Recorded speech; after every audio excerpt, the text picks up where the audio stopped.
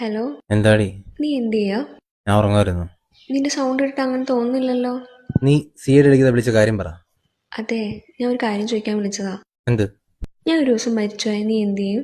ഒരു കാമുകിയ ഭാര്യയെ ചോദിക്കാതെ നല്ല ഫ്രഷ് ചോദ്യം. നീ വെച്ചിട്ട് പോയേ. ഒന്നും പറ പ്ലീസ്. നിനക്കിപ്പോ എന്താ വേണ്ട?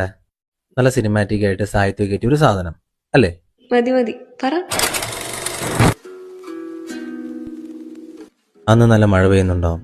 ആ മഴ നനഞ്ഞ് ഞാൻ നിന്റെ വീട്ടിലോട്ട് കയറി വരും. അവിടെ നല്ല ചാമ്പ്രാണി മണക്കുന്നുണ്ടാവും.